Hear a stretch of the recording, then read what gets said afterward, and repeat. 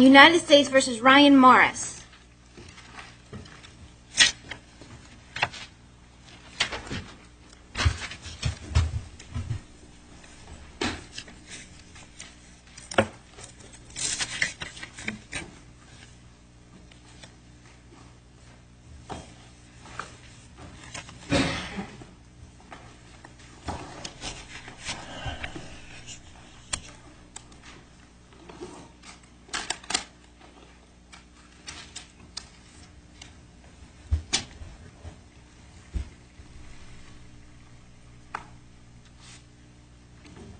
Mr. Siegel.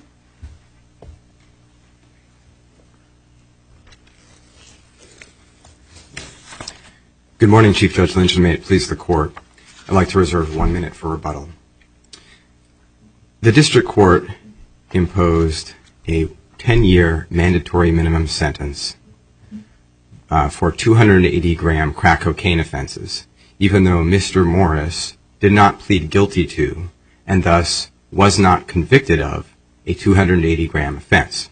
That error, which the government's brief correctly describes as sentencing error, warrants remand for 2 reasons. First, for sentencing errors, this Court's plain error case law requires remand whenever there is a reasonable probability that the sentencing court would have imposed a lower sentence if it had correctly applied the law at sentencing. Those cases control this case because it is undisputed that Judge Woodlock would have imposed a significantly lower sentence if, at sentencing, he had had the benefit of the Supreme Court's decision. It's not that simple, is it? I mean, it may be that simple. Your argument may prevail. But just because a judge says, gee, if I could, I'd give you a lower sentence, regardless of the evidence, would that statement be enough to get us to remand? Well, doesn't it depend in part on the quality of the underlying evidence? Not normally, Your Honor. Not if the Court looks at the strand of cases applying, say, the Booker error, going back to Your Honor's decision in Antonopoulos. Now, if the Court, now our submission, of course, is that those cases up to Vasquez-Rivera and Diaz-Diaz control. And the reason why those cases say that the quantum of evidence doesn't matter is that they're looking at what the district court would have done if it had applied the law correctly. Now, if Judge Woodlock had had the benefit of a lien, he may have been, although he didn't say this, he may well have been convinced beyond a reasonable doubt about the 280-gram element. But even so, if he was not constrained by the 10-year mandatory minimum, he would have been free to impose the sentence below it. And in fact, whatever his views are of the evidence, we know that he would have imposed a sentence below it. Now, I think in saying, Your Honor, that it's not that simple, there is, of course, this other strand of case law which applies an overwhelming evidence test. Now, yes, but we have the author of that case here. Yeah, I took the liberty of coming in rather early this morning to read it again, and it seems to me that it stands pretty much in the way of the argument you're making, because that was the case where the error was actually preserved. It will shock you to hear that I don't quite agree with that. The reason why I don't quite agree with that is one has to do with the law and one has to do with the facts of this particular case, or the record, rather, in this particular case. Can we talk about the facts? Certainly. I think it might be helpful. So we have a guilty plea here and not a failure to instruct a jury. As a result of the guilty plea, the judge held a sentencing hearing as to the amount of drugs. The government asked the defendant about the amount of drugs, and the defendant says, gee, I don't really remember. And the government says, all right, give us your best estimate. He said, well, gee, my best estimate is X, Y, and Z, the different transactions.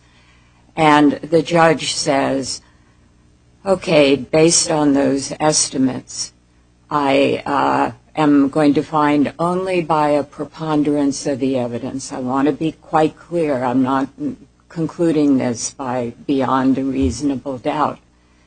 And then he says, it's at least 280 grams. That's why the 10-year mandatory minimum applies. But if I could do otherwise, I would give you a lower sentence. The situation of a guilty plea where the defendant is testifying strikes me as being a bit different than a jury trial where the defendant is never going to take the stand and assist the government, if you will, in determining drug quantity. And there was no stipulation here. That's right. And that goes back to the question about how this case, of course, relates to Heracli. In Heracli, there was not only this stipulation, but it came, as the government argued, before the plea. There was a stipulation to amounts that overwhelmingly established drug quantity. Here we have testimony that, in the district court's view, supplied a basis by a preponderance standard to support the 280-gram threshold. But that's it. And as Chief Judge Lentz, you just said. Well, you started out with the seizure at his house, which was significant, the amount. So you begin with that base, which there's no argument about. They seized that amount. He doesn't dispute that. And even though his testimony, one might say, was not entirely clear, it was pretty clear that how much he was doing, which put him well over. Did it not put him well over the threshold? Well, even on a preponderance, it's pretty clear that it appears that he was very much over, taking his testimony at face value. Well, it depends which part we take at face value. It's true that after being required to guess, he gave testimony which, as Judge Woodlock said, could establish the evidence by a preponderance. But there are many constituent parts of that guess. There was a number of transactions. There were, whether they were for cocaine or for something else. He testified that at least one was for marijuana, maybe more had been. And then there was the question of how many of those cocaine transactions were sort of earmarked for cooking into crack cocaine. At every step of the way, there requires some degree of inference. Now, the government would certainly be entitled, if there had been a hypothetical trial in front of a hypothetical jury, and if we further hypothesize that Mr. Morris had testified, which is sort of impossible to think about, really, but if that had happened, the government would be entitled to make an argument to the jury that that evidence supplied evidence beyond a reasonable doubt of drug quantity. But that would merely be a jury argument. The jury wouldn't be compelled to find this. And certainly, in the context of a lien, for an appellate court to go beyond what the district court said, the district court says at page 335 of the appendix, I'm dealing here with proof by a preponderance. For an appellate court to say, actually, we think there was proof beyond a reasonable doubt, would kind of turn the Sixth Amendment jurisprudence of a lien upside down, because you'd have appellate courts really finding these facts. So the submission here is that... Yes, but that leads to an argument we could remand for resentencing, tell the district judge to use beyond a reasonable doubt as the standard. Well, but then... That's not quite... I don't think that's quite right, Chief Justice. Right. Because that would be a remand to tell the judge to do something that's unlawful. The question is, given that... hold an entirely new hearing. But whether your client could be compelled to testify at that point at the new hearing. And that gets, Your Honor, a little bit into the kinds of arguments that were issued in the Pena case, where that's precisely what the government... Which I wrote. That had occurred to me. And in that case, Your Honor, not only did the court reject the argument that you just mentioned, but... there were some double jeopardy concerns there. Right. And so here we have, again, maybe the government will stand up and say that it no longer believes this is a sentencing error. But here we have this sentencing error. And at the moment that Mr. Morris pleads guilty to the base level issue in count one, it's impossible to go back. It's certainly impossible to rewind his testimony now and pretend that the district court was not, in fact, free to impose a lower sentence. All right. We will see at this point whether Justice Souter has some questions for you. Yeah, I do have one question here, and it's a question whether this is not really a plain error case, but in fact a case of waiver, because and I'm quoting from the bottom of page 8 of the blue brief here. The judge told Morris at the time he stood up and began the plea proceedings. He told him, and the quotation is, that by pleading guilty, you are leaving it up to me to decide the quantity. And there was apparent agreement that that's what would happen. So my question is, why do we have any issue here about the judge's finding as opposed to his admission or the government's proof had it gone to trial? Why isn't there a waiver of the issue? Well, for a couple of reasons, Justice Souter. The first is that if I'm recalling that part of the colloquy correctly, that came at a time when the judge was referring to the guidelines. And this is generally at, I think, pages 163 to 167 of the joint appendix.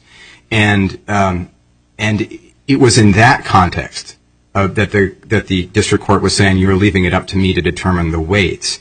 And that was, of course, highly important in this case because the government's argument was going to be that Mr. Morris was responsible not just for the threshold quantities, but for many kilograms over them, and thus Mr. Morris was conceivably at risk for a sentence above the mandatory minimum. The second issue, the reason why I would say there has been no waiver, Justice Souter, it goes to what happened just before the colloquy you mentioned, which was at pages 163 and 164 of the appendix. And there, the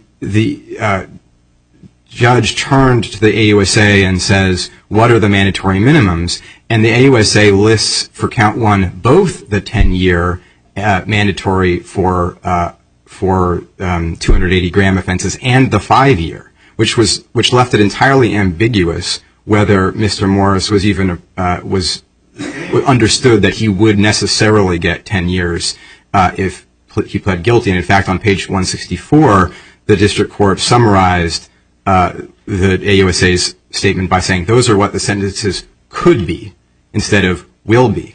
So going into the plea, Justice Souter, Mr. Morris was not made to understand that by virtue of pleading guilty, he would be sentenced to a 10-year mandatory minimum, or that he would necessarily have to have one simply based on findings by a preponderance.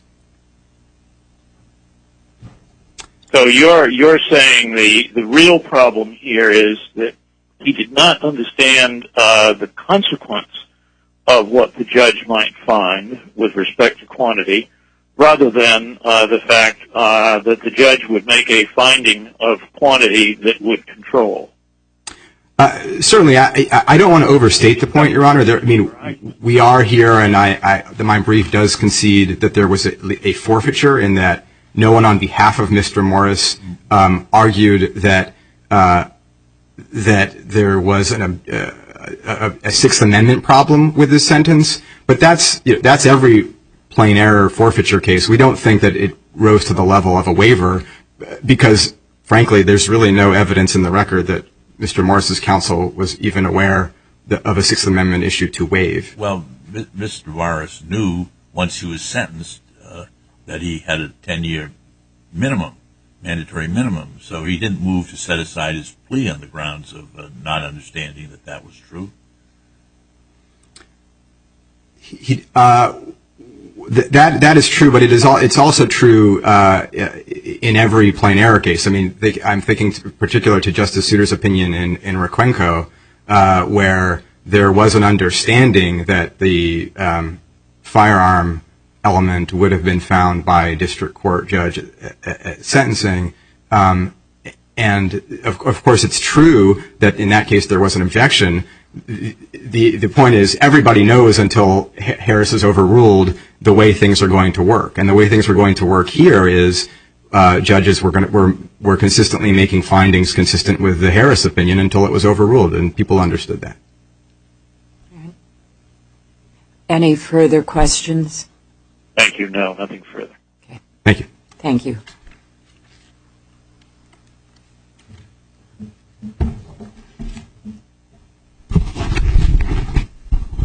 Good morning. Good morning. May it please the Court. Jennifer Zaks for the United States. In this case, the defendant took the stand and confessed, at least put a floor under an amount of responsibility for an amount of crack cocaine that far exceeded the statutory mandatory minimum. Since he confessed to that triggering quantity, he can't demonstrate that the Elaine error in this case affected his substantial rights or caused a miscarriage of justice, seriously undermined the integrity or public reputation of the proceedings. And those are the key things to focus on, the standard, the plain error standard. Put another way, because the mandatory minimum was based on the defendant's own sworn statements, that evidence was overwhelming and uncontested. Yes, but I would have thought he would have had a choice in pleading guilty whether to do as he did, if knowing the government's burden of proof at the time was merely preponderance of the evidence as to drug quantity, and that it was a determination that would be made by the judge and not the jury.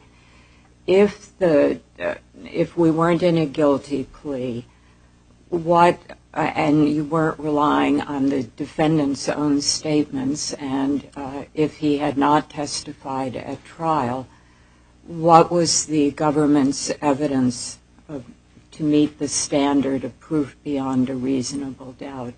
Isn't that pertinent to our consideration? Well, frankly, Your Honor, I think no, because we have to look at the evidence in the case as it came out. Yes, we're always sort of dealing with hypotheticals in these cases where we have a guilty plea. No trial ever occurred. But we have to look at the spectrum of evidence as it came out, and the evidence as it came out was primarily the evidence that the defendant testified to. Yes, there was. But I've just asked you, what evidence is there that is not dependent on his testimony? The evidence not dependent on his testimony. And would it have met proof beyond a reasonable doubt? Well, there's evidence certainly that was not dependent on his testimony. There's the seizure of 123.5 grams of crack cocaine. Yes, that was what was at his house. At his house. There were the numerous phone calls in which he's making deals for drugs. There was the finding at his house, along with the crack cocaine, of the materials used to process powder cocaine into crack cocaine, showing that that's in fact what he was doing. The taped phone calls. But that's not the only evidence that we look at in determining whether there was plain error and whether the evidence was overwhelming. We can't exclude the evidence that he testified to.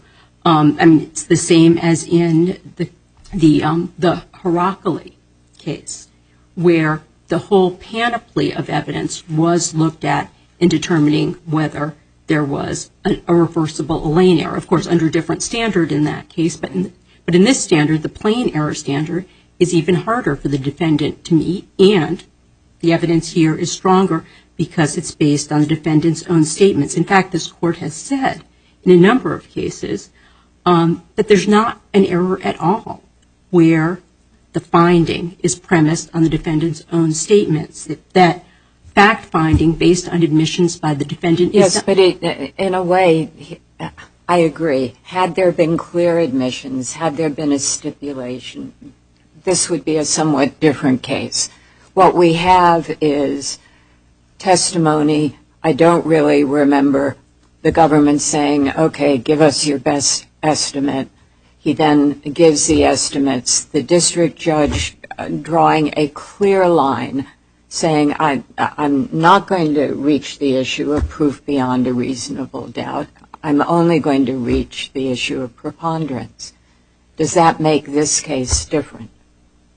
I don't think it does, Your Honor, because in this case, I think you can view the defendant's testimony. Yes, was it exact? No. What did it represent? An estimation on his part? Yes.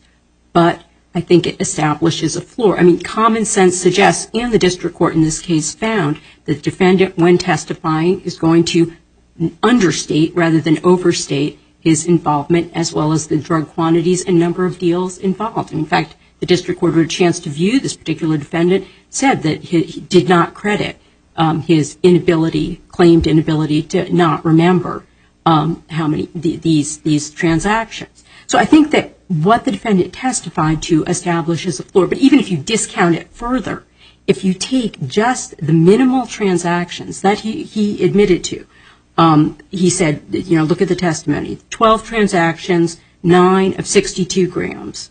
That makes 558 grams. That's almost double the 280 gram mandatory minimum. Then an additional 3 of 28 grams. That's another 84. Then you have the 123.5 grams seized at his apartment. Now, I suppose there could be an argument made that, that might be double counting, that maybe the 123 grams represented, which found in December, represented something left over from the deals back in early May, June. It's possible. It seems very unlikely, and the district court found that was not the case. But even if you sort of put them all together, he's still over double the quantity required. So I think you don't have to you don't have to suggest that the defendant was making a perfect recounting, but even looking at it as a floor and even discounting further, his own admission suggests that he's way over the standard. And that's the kind of evidence that is overwhelming. It's clearly uncontested. I mean, his testimony under oath is sort of the opposite of contesting the quantities. And I think that the plain error review standard is sort of the key filter to look at this case through. That's the kind of, the standard is only going to afford reversal where you really have what this court has called a blockbuster error, something extreme. And that just isn't the case, where the defendant fully voluntarily admits to something way above the triggering quantity. That's not the kind of extreme error that justifies reversal. If the defendant had put in an affidavit, which I understand this case does not involve, saying I would not have pled guilty had I understood the consequences of the Elaine case, would this be a different case? I don't think so, Your Honor, because in the context of Elaine where the law has changed, you look sort of at the law as it was at the time. And you have defendants who, like Heracli in that case, although Elaine was not yet the law, nonetheless, in anticipation, raised those kind of objections. The burden is put on the defendants to raise the objections to preserve the arguments. And I think in this argument, Justice Souter, it's not, as suggested by his questioning, it's not an argument the government has made. But at the time of the guilty plea, the defendant was specifically told, yes, there's a mandatory minimum of 10 years imprisonment. Just to correct something my brother counsel said, that when they said there's a mandatory minimum of 5 years, what that was referring to was the mandatory minimum of 5 years of the term of supervised release, not of imprisonment. So there is an argument that here the defendant actually pled to that, in knowledge that was going to be applied. There was really not a discussion of drug quantities at that point, so that's not an argument that the government is making, but it's a possible argument. And for that reason, I think it would make no difference if there were such an argument. So from your point of view, it doesn't really matter what the district court said in terms of I'd really rather give a lower sentence here. Congress has mandated it on a certain quantity, and that's the end of it. Well, it's not so much that it doesn't matter, but it's not determinative. It's not determinative for two reasons. The first is, looking at the plain error standard, it's got to affect the defendant's substantial rights. The court's view that this was not a sentence it would have imposed goes to sort of its discretion, but the court doesn't have discretion where the evidence is overwhelming that it's above the triggering quantity. That's a decision, as the district court recognized, for Congress to make, and it's one Congress has made. And second, it goes to the second prong, a miscarriage of justice. I mean, where it's statutorily mandated, that's sort of the opposite of a miscarriage of justice. And the district court in this case recognized that, saying, I find this sentence is not unreasonable. A not unreasonable sentence is sort of the opposite of one that's a miscarriage of justice. We'll see if Justice Souter has some questions. Thank you. No, I have nothing further. Thank you.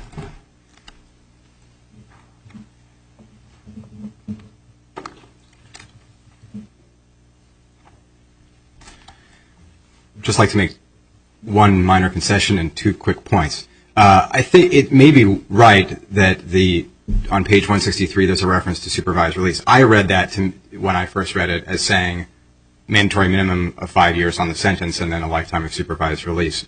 If I read it wrong, I think it's possible that Mr. Morris did as well. The 2 points are this. I want to highlight the broad daylight between the origins of the overwhelming evidence test and what the government has just asked the court to do in this case.